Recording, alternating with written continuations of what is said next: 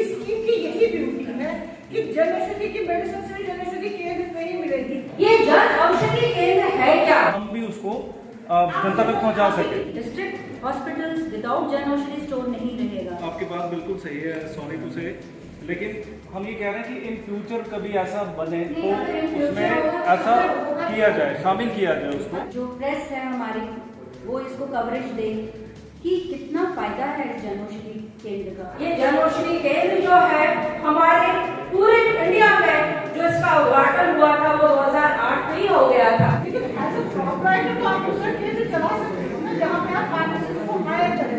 तो मैडम आप यहाँ पे सारे लोग बैठे, फार्मासिस्ट हर एक शॉप का एक ही हो सकता है, लेकिन प्रोपराइटर के लिए तो क्वालिफिकेशन की कोई जरूरत नहीं है। This is the scheme without qualification.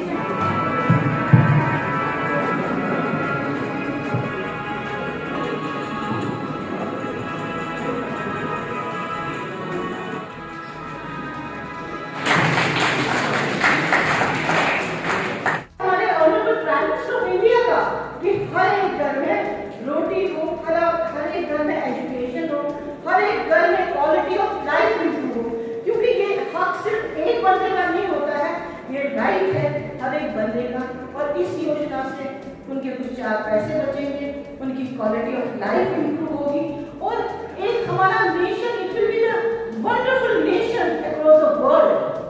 हम भी तो डेवलप्ड कंट्रीज में ही आना चाहते हैं ना। तो डॉक्टर साहिबान, पैरामेडिकल, आप अपनी चेन बढ़ाइए, इस डिस्कस कीजिए, माइक्रो लेवल तक जाइए।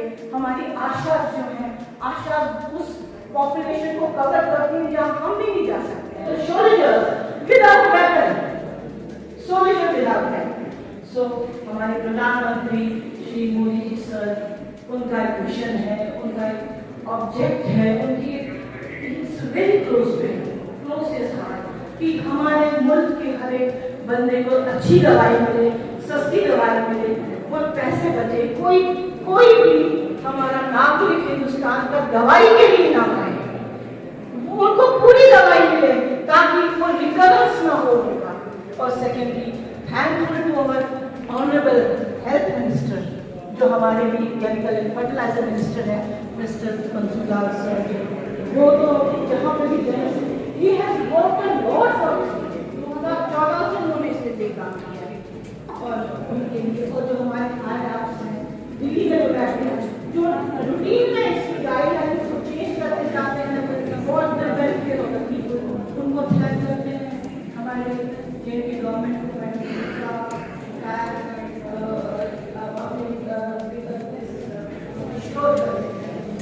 This is the second phase of generation. अब आप इसमें थोड़ा सा डिफरेंट देखेंगे कि जितनी भी पॉपुलेशन है, एटलीस्ट 50,000 लोगों को एक जनरेशन की। तो मैं यहाँ पे टाइम भी नहीं है और everybody has to come forward and share opinions. So मेरे कुछ शॉप वाले भी यहाँ पे बैठे हैं। Really, first of all, I request everyone, laboratories है, पहले टेस्टिंग होती है for efficacy and quality, उसके बाद ही हमारी पब्लिक के पास वो मेडिसिन आती है। ये जन औषधि केंद्र है क्या? ये जन औषधि केंद्र जो है हमारे पूरे इंडिया में जो इसका उद्घाटन हुआ था वो 2008 में ही हो गया था। और at present we have more than 850 Jan औषधि केंद्र ऑल ओवर कंट्री जो बहुत ही अच्छी तरह काम कर रहे हैं। और हमारे पास 1300 plus drugs and surgical items है which have already undergone testing of level, और बहुत ही अच्छी वाइड पब्लिसिटी मिल रही है। मगर बहुत अफसोस के साथ कहना पड़ रहा है मुझे यहाँ पे कि हमने रियासी में काफी बड़ा इनिशिएटिव लिए। इंटरव्यूज में हम भी रहते थे वहाँ पे, चीफ मेडिकल ऑफिसर रियासी, पहले हमारे डॉक्टर टी.एस. ठाकुर है, हमारे डॉक्टर परमिंदर जी है, और प्रेजेंट में हमारे जो डॉक्टर राजीव शर्मा है, हमने कैंडिडेट्स को बुलाया, इंटरव्यूज किए यहाँ पे। और हमारे मेडिकल स्टूडेंट रियासी जो है, उन्होंने भी नीचे जो है जन औषधि केंद्र जो है वहाँ पे उनको रिक्रूट किया है। लेकिन आई डोंट नो कि क्यों हमारी यंगर जनरेशन जो है वो चैलेंजेस एक्सेप्ट नहीं कर रही है। ये बहुत अच्छी परियोजना है। इसमें अगर 1 लाख की सेल यंगस्टर करता है या वहाँ पे फार्मासिस्ट करता है तो उसको 20,000 रुपया यानी कि 20% जो है उसको इसका फायदा मिलता है। ये स्कीम सिर्फ गवर्नमेंट सेक्टर में ही नहीं बल्कि प्राइवेट सेक्टर में भी आप कर सकते हैं। You can take a franchise also, you can be a distributor for the entire district also. सिर्फ आपको 120 फीट की जो है जगह या तो आपकी अपनी जगह होनी चाहिए या वो आपको लीज में मिली हो, and moreover you can take insurance of 2.5 lakhs from government of India also. सिर्फ आपके पास एक डिग्री चाहिए जिसने डी फार्मा की हो, जिसने बी फार्मेसी की हो, और ऐसा कोई डॉक्टर जो गवर्नमेंट सेक्टर में नहीं है जो प्राइवेट प्रैक्टिस करता है, he is also authorised to run such schemes. तो मुझे लगता है कि ये एक सेल्फ एम्प्लॉयमेंट स्कीम है। इसलिए prescription audit is very important कि जो इम्पोर्टेंट है उसके लिए दवाइयाँ वही लिखी जाए, अदर देन दैट नहीं लिखी जाए। दूसरा जो ये जनौषधि केंद्र है, इसमें हमारे पास 1400 मॉलिक्यूल अवेलेबल हैं बास्केट में। जैसे कि मैडम ने कहा कि जब स्टार्ट किया तो ये 20 मॉलिक्यूल से स्टार्ट किया था प्रधानमंत्री जी ने, बट उसके बाद आज की डेट में हमारे पास 1400 मॉलिक्यूल्स हैं। हमारे जो national list of international medicine है NLEM है, वो 385 की नंबर में है, 385, 84। तो इसमें मोस्टली जितनी भी मेडिसिन एक आम जनता को जो इलाज के लिए चाहिए वो सारी दवाइयाँ अवेलेबल हैं इनकी बास्केट में, और सर्जिकल्स भी हैं अवेलेबल, कंज्यूमेबल्स भी अवेलेबल हैं। तो एक जो कॉमन इलाज जो है वो हो सकता है। इसके बावजूद एंटी कैंसर ड्रग्स जो anti hypertensive, anti diabetic, all drugs are available, और ये तो लाइफ सेविंग ड्रग्स है। एक इंसान अगर जब ये एंटी हाइपरटेंसिव या एंटी डायबिटिक ड्रग खाना शुरू करता है तो उसको पूरी जिंदगी खाना पड़ता है। प्राइवेट डॉक्टर्स हैं, उनके सिवाय तो आगे मेडिसिन चल नहीं सकती। जो हमारे साथ जुड़े हुई है एक आम जनता, जो प्रेस है हमारी, वो इसको कवरेज दे कि कितना फायदा है इस जनौषधि केंद्र का, और जो हमारे एसोसिएशन के हैं, जो केमिस्ट एसोसिएशन के हैं, क्योंकि इनके बिना हम लोग आगे नहीं बढ़ पाएंगे। और मैं इनको रिक्वेस्ट करूंगी कि अगर आप एक स्टोर में या अगर केमिस्ट शॉप में कोई आता है दवाई लेने, पहले आप उसका देखिए कि वो अफोर्ड कर पाता है कि नहीं ब्रांडेड मेडिसिन। अगर आपके पास जेनरिक है, आप उसको जेनरिक मेडिसिन दीजिए तो दैट वो अपनी ट्रीटमेंट पूरी कर सके और वो खुशहाल रह सके। यही एक प्रधानमंत्री जी का एक ड्रीम है, और जिस ड्रीम को हम आगे ला रहे हैं, और हम पूरी इसमें पूरा हमारे administrative department right from LG to हमारे ACS हैं, हेल्थ में कमिश्नर साहब हैं, वो जुड़े हुए हैं, एंड मुझे इसमें नोडल ऑफिसर है। आई एम रियली प्राउड कि मुझे इसमें मैं इस पूरी परियोजना का एक पार्ट हूँ। एक प्राइवेट एंटरप्रेन्योर भी अपना दुकान जो है विद इन मेडिकल कॉम्प्लेक्स खोल सकता है, बट उसको एक MOU साइन करना पड़ेगा विद मेडिकल सुपरिटेंडेंट, बिकॉज उनके ही अंडर वो काम करेगा। तीसरा जो 20% मार्जिन जो मैम ने बोला कि जितना भी परचेज होता है उसमें 20% जो रिटेल मार्जिन है that will go fully to that pharmacist, कि वो भी कुछ अर्न कर सके और इस योजना को आगे चला सके।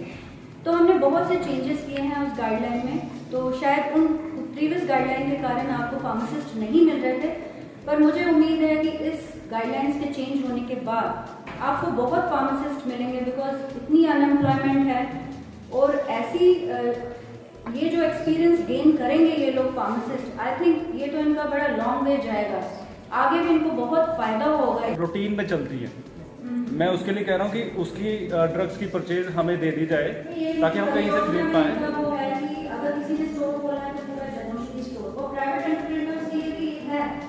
अगर आप खोलना चाहते हैं पूरा जनौषधि, नहीं पूरा नहीं खोल सकते ना, क्योंकि ऑलरेडी हम कनेक्टेड हैं उनसे। पिछले 15-20 साल से मैं जैसे स्टोर कर रहा हूँ, तो मैं चाहता हूँ कि कुछ ना कुछ ड्रग्स हमें दे दी जाए ताकि हम, जैसे आप अभी कह रहे थे कि ऐसा है जी प्रधानमंत्री का बोर्ड लगा है, यहाँ पे सिर्फ हमारी जनौषधि मेडिसिन बिकेंगे, और अगर ऐसा कोई प्रोविजन होता तो जितने भी फिर रिटेल काउंटर्स हैं नॉर्मल, हम फिर एज अ होलसेलर वो हमसे ले लेते दवाइयाँ, उनकी जो डिमांड है ना आपकी रेगुलर, आपको मतलब रेगुलरली आप ले लो बाकी मेडिसिन, आप जनौषधि की मेडिसिन भी ले लें।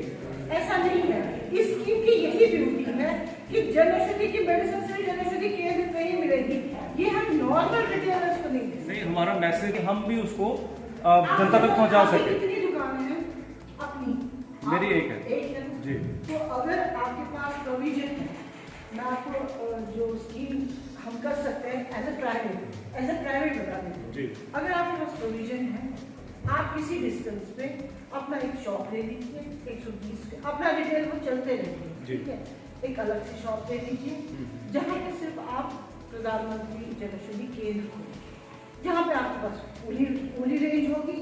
वहाँ पे आपका अपना रिटेल काउंटर भी चलेगा और यहाँ पे आपका एक अलग से काउंटर प्रधानमंत्री का चलेगा, तो आपके दोनों पर्पज सर्व हो रहे हैं। लेकिन जो आप कह रहे हो, ये इस स्कीम की तो ब्यूटी है कि यहाँ पे सिर्फ जनौषधि मेडिसिन ही मिलेगी। नहीं मैम, आपकी बात बिल्कुल सही है, सॉरी टू से, लेकिन हम ये कह रहे हैं कि इन फ्यूचर कभी ऐसा बने तो उसमें ऐसा किया जाए, शामिल किया जाए उसको। अगर होगा तो हाँ लेकिन जी, आप ऐसा उस पर नहीं काम कर किया जाए। आप इस टाइम को कर सकते हो। जी ठीक है, थैंक यू मैम।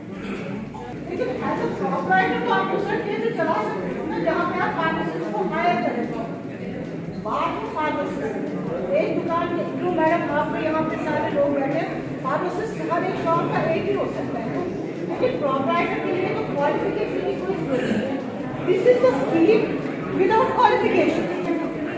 आप अगर आपकी दुकान चल रही है, आप फार्मासिस्ट हो, दूसरी दुकान आप बाहर ले लीजिए, उसके आप प्रॉपराइटर ले लीजिए, बन जाइए और फार्मासिस्ट हायर कर। बिकॉज ये इंस्ट्रक्शन है हमारे एसीएस साहब की कि डिस्ट्रिक्ट हॉस्पिटल्स विदाउट जनौषधि स्टोर नहीं रहेगा।